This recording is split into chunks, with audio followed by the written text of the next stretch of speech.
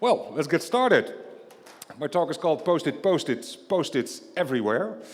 I'm a member of Hack42, which is a hackerspace in Arnhem, and it's the most awesome hackerspace in existence. That's not even my words, because Hackaday, the American blog, did a tour in Europe to look at hackerspaces, and they came up with that description. And of course, I can only agree with that. Furthermore, I'm a founding member of the Beehive 4.2 Tech Campus, which is a foundation that's currently in the process of procuring this piece of real estate to turn it into an international hacker hub. Talk to me afterwards over beer, that's apparently free. But the reason that I'm here, I'm a member of Tool. Tool is the open organization of lockpickers. We pick lock as a sport. So normally without keys and definitely without force, we open in a sportful manner, we open locks. So we compete, there's competitions. And, well, lockpicking, you guys seen it in movies, and it's a burglary tool-ish, so sometimes it could be frowned upon to have this skill set. And in order to stay out of trouble, as far as possible, you have to abide as a sports lockpicker to a couple of very simple rules. Rule number 1, do not pick locks that you do not own. That's an important one. And if you do want to pick a lock, and that's not yours, then make sure you have explicit permission of the actual owner that you can pick that. And another rule that is good to live by is do not pick locks that you rely on. Because at some point you will fail, and then your front door can't be closed or can't be opened, and that's a problem. So, yeah, if you abide to those rules, and we come back to that later, you'll probably okay-ish. We'll start off with a little video. We start off with a little reboot.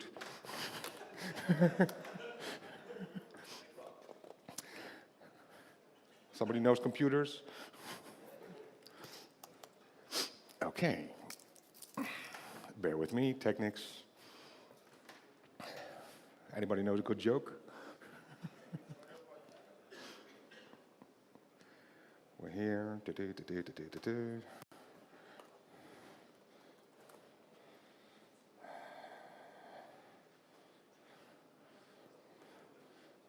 Ignore, cancel, cancel, cancel. There you go.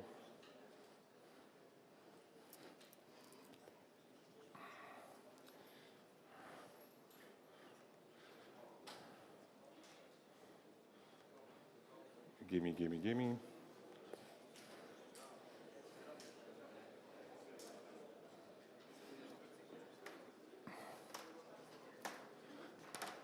Like I said, we start off with a little video.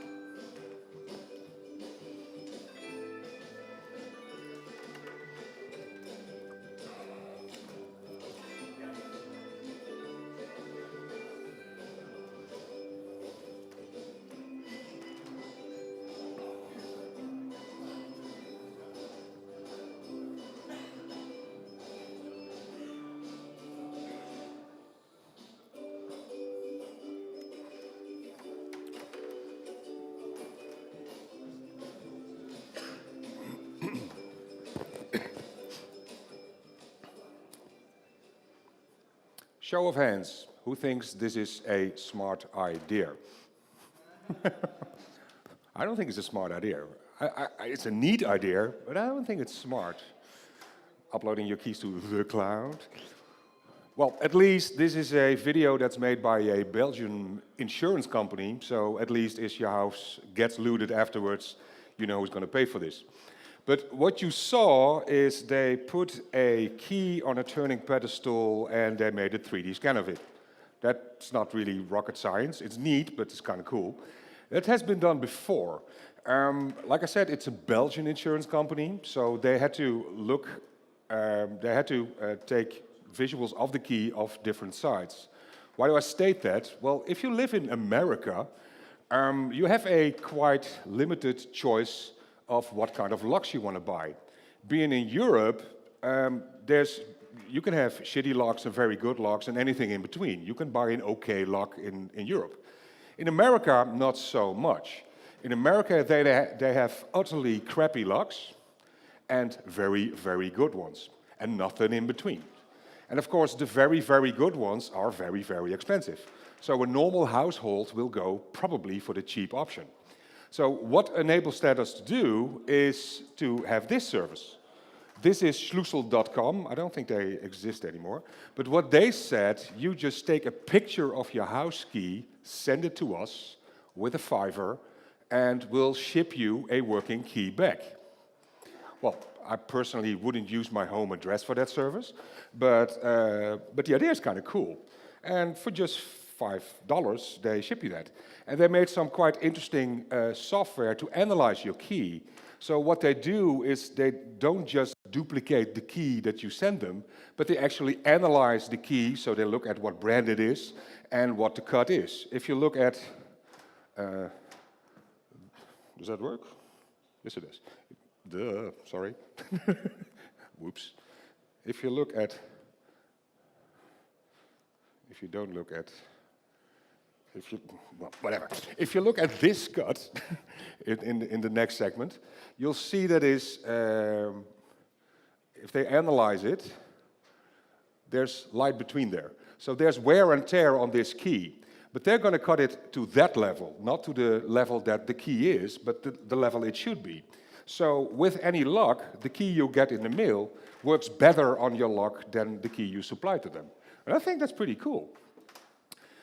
Also, this is not new, because there used to be even a service called Outbox, which lived in Manhattan, I believe. And what they did, they were basically a reverse mailman, a physical reverse mailman. So they show up to your house, take your snail mail, scan it, and email it to you. So even if you're abroad, you can get your spam.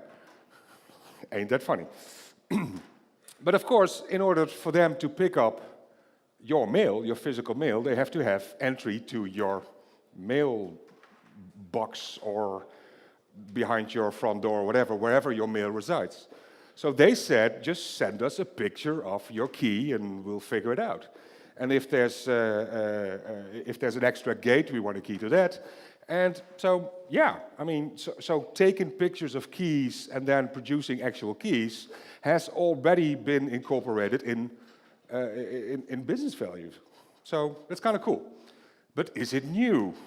Well, no. In 2008, at the University of California, they produced this rig. That's a decent camera with a stupid big lens. And with a stupid big lens, you can take cool pictures, like this one. You see a terrace, and on the terrace there's a table, on the table there's a book, and on the book there's a couple of keys. See, in the original picture, that's quite zoomed in. And the picture of the keys is not very sharp, but sharp enough. If we look at that front key on the right, if we look at it, you see that the head of the key, the part you normally hold on to, has a peculiar shape. If you flip that, if you mirror that, you can see a K. Does that make sense?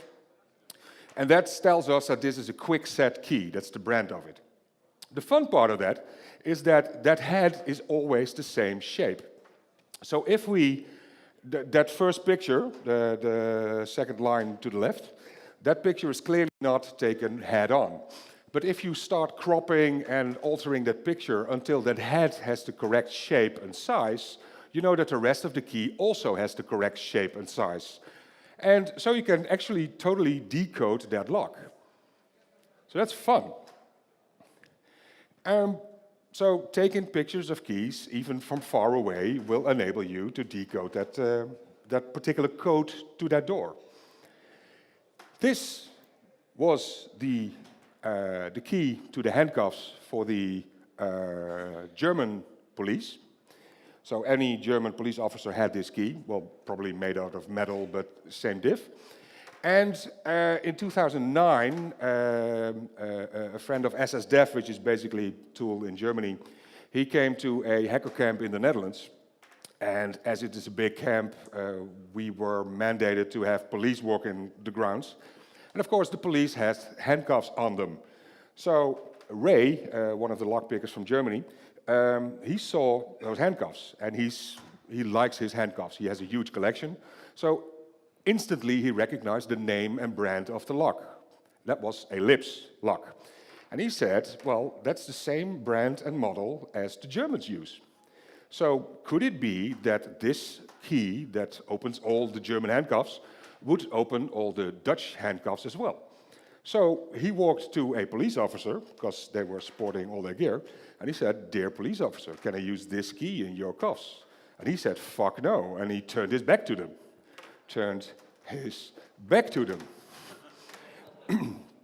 Well, I mean, this is not the clearest picture known to mankind, but you do see the combo a bit. It's a high-low, high-low. And if you compare that to the original, well, I probably can't decode it from the picture, but I have a good guesstimate that that's the same key, right? So even if you do not leak all your bits of your key, you still leak in intel, right? So, and afterwards he walked to another police officer and they tried it, and fuck yeah. So that key opens both all the German handcuffs and the Dutch ones. And if you happen to have a 3D printer, you can download the STL there. Because it's all open source, right? Information wants to be free. So showing your key is a wrong thing, right? Because it's a password. You're just showing a code. It's the post-it. That's basically what it is. Okay. This is your typical clean desk environment, at least that's how I encounter them. And I see a lot of crap, but I also see a key.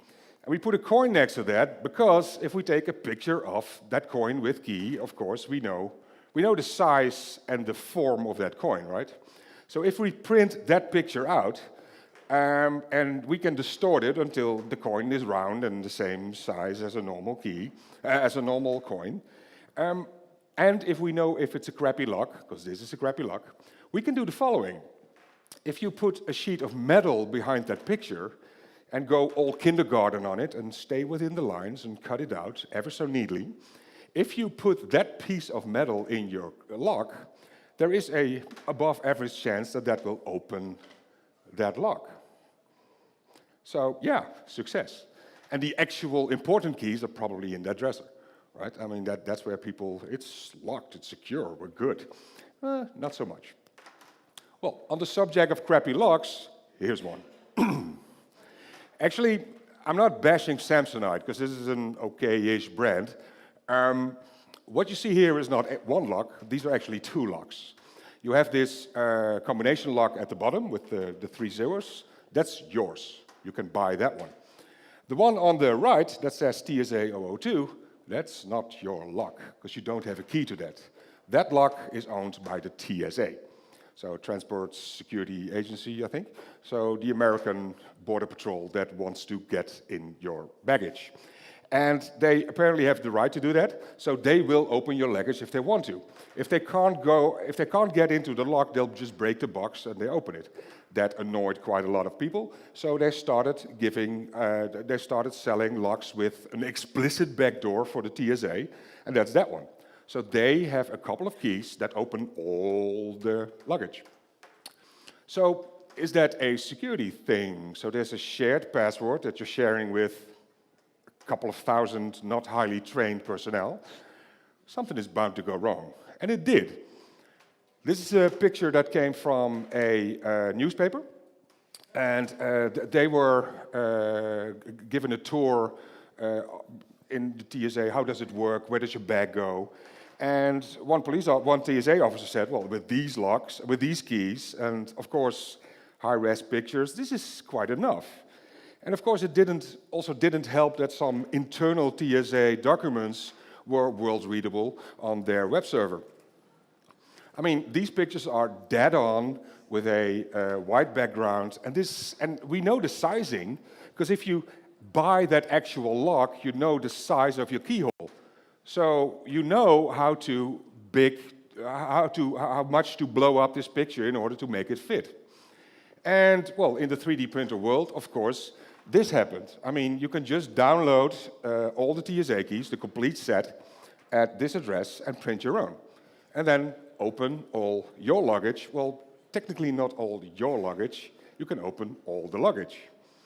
So I refuse to use these locks. I just use a tie wrap because at least then I know it's shitty security.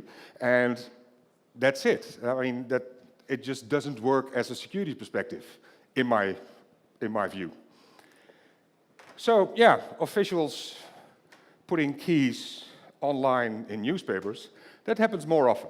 A couple of years ago, this story went to the press. There's a magic key, that can open 468 subway stations, and you can buy that online for $27. And if I say open, it's the master key. It's not just the key, it's the master key. It opens all the things. So not just the gates, the doors, no, also the doors to the technical cabinets. So you can switch off power. You can ride for free. Fuck, you can even ride yourself, because you can get everywhere. This is the actual magic key that gets you into every New York City substation. And because this was post 9/11, terrorists, if terrorists have this key, they can create havoc. So terrorists shouldn't have this key, shouldn't have this key, this key. So by running the story, creating scare that bad people can get hold of the key, they're basically giving it to them.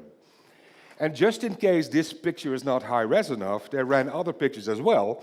And I mean, it's not high-res, but it's big enough, and it's on a map that has a known scale. So you can figure out exactly what the size of this key should be. So I think that's wrong. I give this talk a couple of times, and when I was in Los Angeles some time ago, one of the questions in the audience was, did they change the keys afterwards? Oh, I don't know, because I don't have this key, duh. And I don't live in New York, and even if I did, I'm not allowed to check that, because I do not own that lock. And I'm pretty sure I won't get official permission to try that. But sometime after this, quite some time after this, a newspaper ran this story. It's the same key. The price dropped significantly. And of course, you can only run this article by printing the actual key on a quarter page. And then some guy figured out that if you go to the online version of this paper and fiddle a bit with the URL, you end up with this picture. This is the key to all New York City substations. Given to you courtesy of a newspaper that thinks it's a really bad idea that people have this picture. Awesome, right? Brilliant. And these things keep on happening. We'll do a little video. Let's bring in NBC Bay Area's investigative reporter, Vicki Wynn. Vicki, seems unbelievable that one golden key, so to speak, unlocks so many pumps. And we were surprised too, Rod. You could call it the key to the kingdom. It is a remnant from back in the day when all gas station pumps were made with the same lock to make it easier for inspection and maintenance. New keys are just providing easy access to a very lucrative crime using new high-tech technology, and in the end, we are all on the hook. Hidden behind here, a new Bluetooth-enabled skimmer that can rip off your credit or debit information in seconds. Universal gas here for thieves to install these new skimmers. So yeah. If you have access to a box that also takes a credit card and your PIN code, that's an excellent spot to place your crapware, right? I mean, your skimmers and everything. But if you don't want to make it look nice, you can put it inside the box. And if you have this key, of course, that's stupid easy. And because that box will look like the real deal, because It is the real deal, it's the actual box. They're all keyed alike, and it's not even that it's a stupid combo, because it's an easy key, but I know what to order. I need to order a Y11 USA key. And yeah, it's convenient. Yeah, not just to you guys, it's convenient for the world. So you can keep on doing this. And guess what? They keep on doing it. If you live in, well, if you take a city like New York, with a lot of high-rise buildings and a lot of people, at some point there will be a fire. And then the fire department comes and puts the fire out. That's the idea, right? And of course, a fire department wants to get in that building to put the fire out. I mean, they have big axes so they can get in anyhow, but a key would be handy. But you don't want to give all the keys of the city to a fire department, because that doesn't scale. Because then you need a separate fire truck to hold all the keys, because there's a shitload of buildings in New York. So what they do is they make some keys that open more buildings. Or they make tiny vaults and put those outside of buildings with the actual key to the building in it. And that vault has, those are keyed alike. So you have a couple of keys that are actually the keys to the city. All of it. Like the subway key. So that's brilliant. And of course, these keys have to be cut. So you go to a copy place, a key copy place. But a lot of these keys are protected. You're not allowed to have those. Some states even have laws against that. You're not allowed to have some keys. That's weirdness. The UK also, some keys are not allowed. And this is a story about a key manufacturer, a key copying guy that stopped working because of old age, I reckon, and he basically sold off his old stock. Well, the apocalypse might be coming because the New York Post reporter just scooped a legitimate story. An intrepid reporter for America's third dumbest paper has found a slightly disturbing item for sale on eBay. Former locksmith Daniel Ferrari sold the undercover reporter a New York City fireman's key ring for $150. The keys give the owner the ability to control elevators, circuit breakers, subway entrances, and traffic lights all over the city.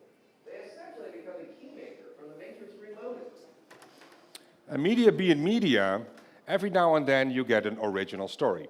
And what all the other media does is copy that story. It's a copy of a copy of a copy, not unlike some keys. So papers were running this story with purely head-on pictures, white background of those allegedly evil keys.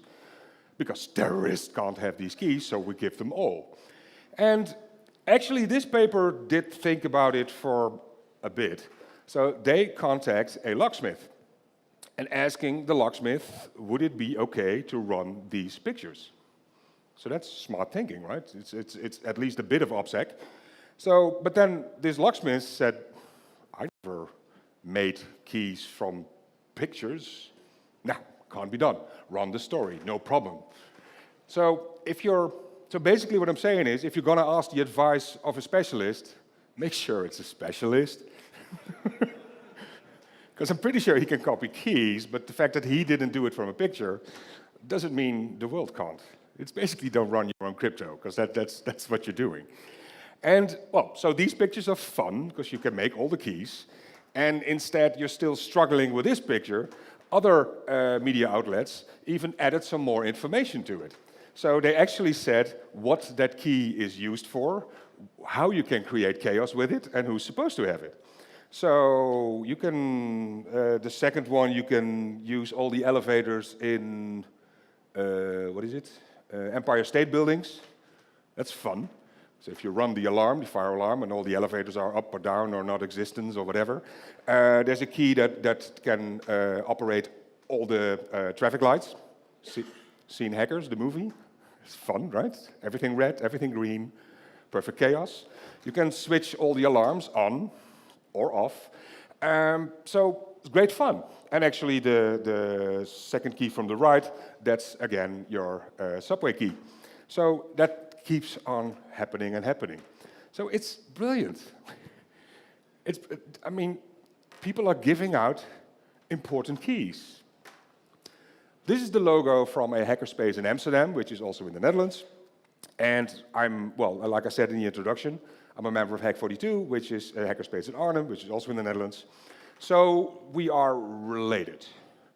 And we're not the same, there's not one venue, but we're related. So we're like siblings. And what do siblings do? They quarrel. I mean, poke and troll each other in a good spirit, of course. So at some point, Tech Inc. got a new building.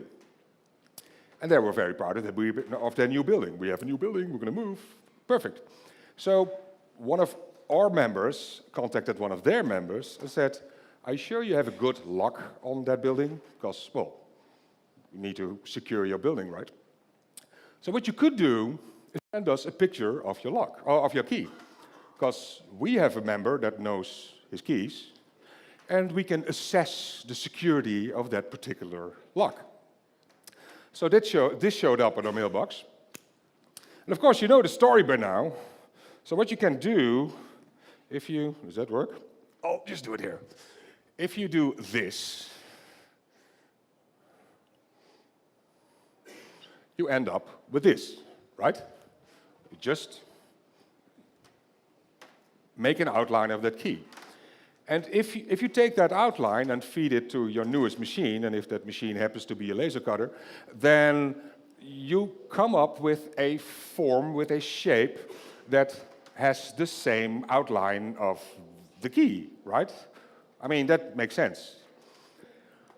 But it's the shape dead on of the key.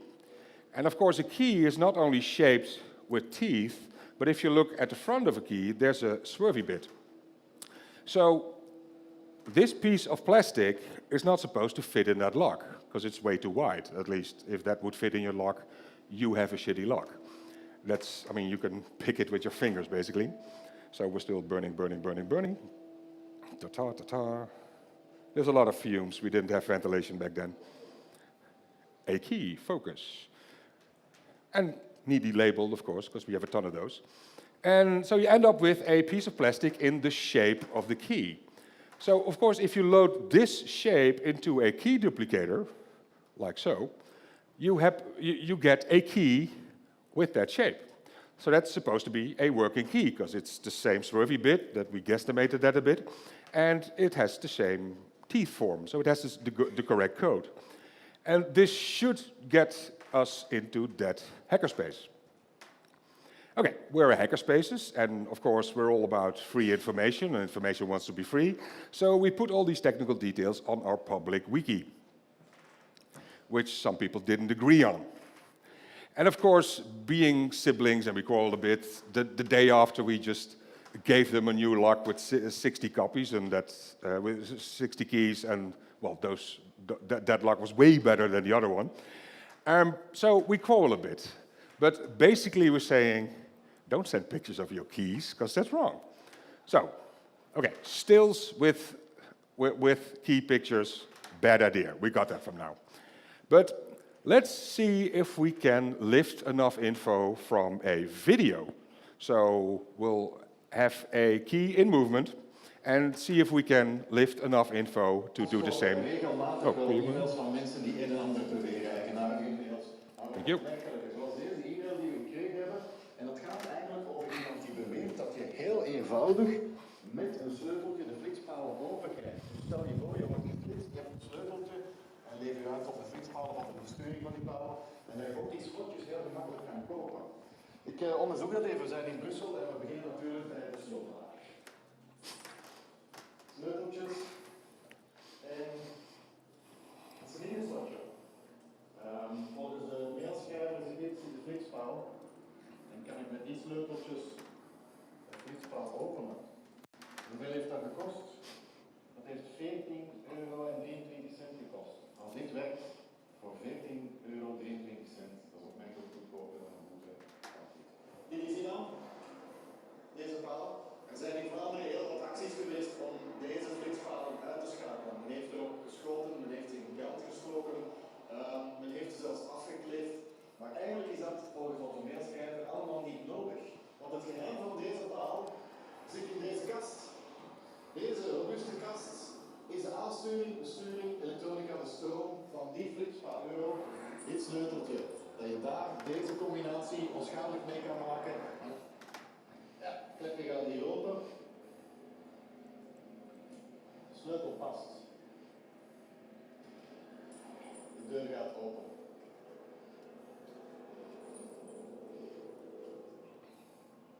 Hier kan je zelfs gewoon handmatig en automatisch aan en afzetten. Maar dicht doen, terug op slot. Volledig nieuw. Dit is vrij goed. Dit kan. Speed cams. Interesting. That's a key I would like. Because collection, of course. Well, it's a weird story, because apparently you can not just copy the keys, you can buy the actual locks. That's so weirdness. But still, we'll see how far we go. And of that video, we were looking from picture to picture, frame to frame, sorry, and we lifted these. Well, the one on the right is quite straight on. This one's better. That's the money shot. The one that's straight looks to be quite straight up. And if you look at the head of this key, it has a peculiar shape. And if you know your locks and you're European, you'll go like, that's a BKS. It's a German brand, I think. So they all have the same head. So we can play the same game as the one with the quickset with the big lens. So if you look at the BKS key, this is basically the style sheet of that particular key. So you know where the cuts will be and what the possible depth art is. So what you keep on doing is alternating between this picture and that picture and figure out what the code would be to that lock. And we came up with this. So we guesstimated that this would be the lock to all Belgium speed cams. But of course, there's no way for me to figure out if that actually works, because rule number one, only pick locks that you own. I don't own a speed cam. Or have explicit permission from the actual owner. Yeah, like that's going to happen. So, how to figure it out? So we bought a speed cam. And yes, we did. There's a budget for that. We have a troll budget, and that's get used for fun stuff. So we tried this key in an actual speed cam, and fuck yeah, it works. So this is the actual key to all the Belgium speed cams. So maybe we shouldn't show it. Because having the actual key in hand enables you to do a lot of things. Of course, you can run to a key copying service and have it duplicated, but that takes time. And of course, some keys are patent protected, which means you cannot get the blank keys for it. And what normally is patent protected is if you look dead on a key, the swervy form. There are a zillion different ways you can swerve your key. And of course, you have to have a blank that actually fits in your lock. So if you go for a quickset or a Yale like the Americans do, then you don't need that many blank keys. But in Europe, with a huge difference, with a huge choice of different locks and keys, that's going to be harder. Because if you go to a key copying service, you see a whole wall with different key blanks, and, well, you have to have them all, which is a problem for nefarious purposes. But if you have this box, which is quite expensive, but a fun box, what this box does is cut keys, because it's a key cutter. But instead of cutting the combination, so if this is your key, a normal key cutter would analyze your key this way and cut it that way. This one goes from this side in. So it takes slugs of brass and it mills them to this. So it analyzes the key and mills the grooves in the lock. This is a bit zoomed in. So it makes you a blank key. Even if you have no idea what the brand or make of that, make or model of that key is, you could still duplicate it. And of course, this blank keys you can put in a normal key copying machine and run it. So that's fun. It's an expensive box, but you can play with it and it's fun. But of course, if you're a bit more low budget, we'll take this technique. Tin soldiers. How are tin soldiers made? They're made from tin, but how are they made? Casting. Good man. They're casted. So you take a form, put it in a pliable material, and you make a cast. You can do that with keys. You've seen James Bond do it, and most people thought it was a gimmick, but this actually works. It depends on the quality of your lock, of the tolerances within your lock, if that makes sense. If you take clay and make your casting, if clay hardens, it shrinks or sets or whatever, it does things. So the shape of your key is altered, just a bit. If the tolerances within your lock are big enough, it'll still work. But if you have a very quality lock with low tolerances, that might not work. What you can do is befriend a dentist and get that two-component stuff that they use to make impressions from your teeth. Because that stuff doesn't, well, it does set and it gets warm, but it doesn't shrink or expand while doing so. So it's awesome stuff. It's quite expensive, so make sure you know a dentist. That works. What you can do with this is just pour some liquid or some low melting material in it. There are sets that do this. I mean, you can just buy the clamp or get other stuff to do that. You can just heat it up, pour metal in it, and if you take the, well, we'll do that later. So, and even keys with weird shapes like this, I mean, if you have a normal key cutter machine, this will be hard to mimic, but now you can just cast it. And it looks a bit brittle, and it probably is, but it has roughly the same shape, and this works. It works, it actually works. And of course, if you fuck this up, if you don't fill the mold completely, you can still remelt it and reuse your mold, because you didn't kill your mold while doing it, because you could just open it. So that's kind of fun. So losing your key for a bit of time, it's actually losing your key. So if you lose sight of your keys for the better part of 20 seconds, you should consider it lost.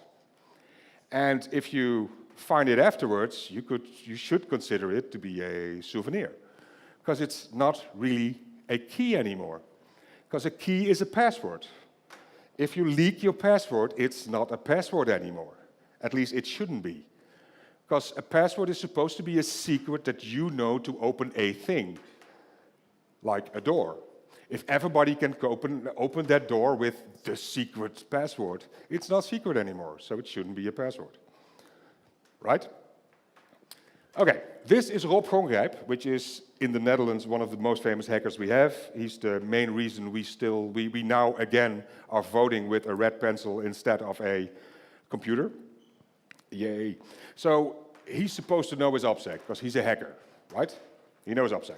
Well, let's look at a little video and see how that goes.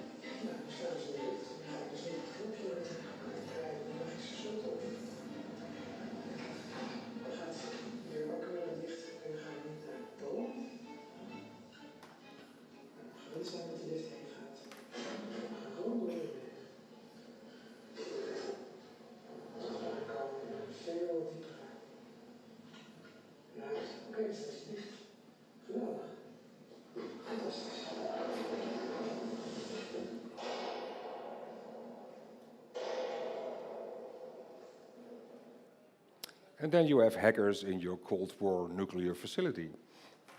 It's fun. What's wrong with this picture? It's a bit It's a bit out of focus, yes. This is not the actual key. This is the key they showed you, but that's not the key. This is a cabinet key. That's not from that elevator. But you guys didn't know, right?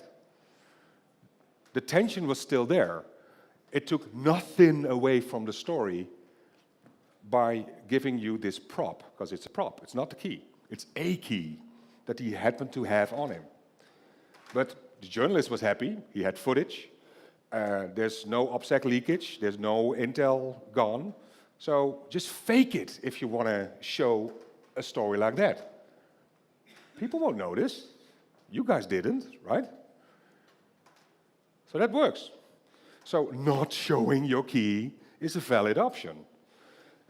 So you can leave it in your bag or whatever. And there's even stuff for that. This is called a key port. And it's basically a box that you can slide your key in and out of. This one is branded DEF CON because they sold it at DEF CON. And I think it's a fail, so I don't mind getting the name of DEF CON in there. So what it does, you can buy add-ons for your box. So you can get blank keys that are the same type of model as the keys you normally have, and they send it to you. You can take those to a key copying service, and they cut these blanks to actual working keys, and you can slide them in the box. Kind of cool. How do they know what blanks to ship to you? Well, that's easy. You just make a picture of... Yes. So you're talking about DEF CON, which is a security conference, not unlike this, just stupid way bigger and less cozy, I can tell you that. So you're talking to a paranoid crowd, because they're all IT professionals, security professionals, and hackers, and to that paranoid crowd, you're selling a device that's even more paranoid, because it can shield your actual key, and to that crowd, you're saying, snap pictures of your key, and send them in. And tag them. This is the front door, this is the back door. And, well, fair to say, they do say for added security, you can shield the teeth. But that shouldn't be added security. That should be the fucking default. You're selling a security product, right? It's same as, if I buy a router, it shouldn't say, please change your keys. No, it should mandate a key change. It's a security product shouldn't be in fine print. In the fine print shouldn't be the manual how to make it actually secure. A security product should be secure by default, right? So we know this is a bad idea. Well, if you find this on a console, you should frown at least, or yell, or hit somebody, because this is bad, okay? So why isn't this bad? This is a website that's called pleasebreak.in. It's India. What this guy does, he crawls Twitter, and he crawls Twitter for a tweet which has a picture and a caption that says key. That's it, and he copies it to his site. So you have keys that people put on Twitter. And of course, it doesn't give any much info on here, but it's all click-through. So if I click through, I come to the original tweet that has the key on it and the actual property. And because I know his Twitter handle, I can probably figure out where he lives. Well, he lives in Turlock. I have no idea how big Turlock is, but I know what the house looked like. Google Street View, anyone? And having access to his Twitter, well, come on. And of course, I know it's a new house, so it's probably filled to the brim with new, shiny stuff. It's a bad thing. You shouldn't show that stuff on Twitter. Like saying, I will be on holiday for the next month. That's a stupid thing to say on social media. And especially if you're handing them the keys. Because people will look at those keys. And keys are being watched all the time, because you're being watched all the time. If you live in the UK, in London, for example, there's a shitload of CCTV cameras everywhere. And they get better and better, and more. And all of you guys probably have a smartphone, which is a tracking device and a camera. And that camera is high-res enough to snap pictures from quite some distance. And you don't see Google Glass that anymore, but they're already looking at follow-ups. They're looking at Google contact lenses, so you can't even see if somebody's being a glass hole. So whenever people look at you or a machine looks at you, you could be leaking intel if you're using your keys.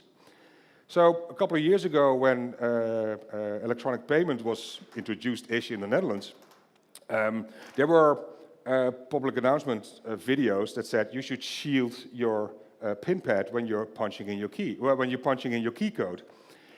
Basically, you can do that with a key. Just, I mean, you shouldn't hold a key like that, but just like this, nobody should have actual visual sight on your keys when you're using it, right? So it's too easy to fuck up. I know I'm between you guys and beer. We're almost done. This is a bad man. It's actually a killer. I know that because he got sent to jail and convicted for being a killer. And he didn't just go to jail, he also walked out. Because the design of the master key was from that prisoner, was printed on front of the prisoner's information handbook. And a copy of said book was given to all inmates upon arrival to that facility. So yeah, security can be easy, and security can be hard. But for some reason, security is always quite easy to fuck up. So have a little think about it, have a beer, and that's me. Thank you very much.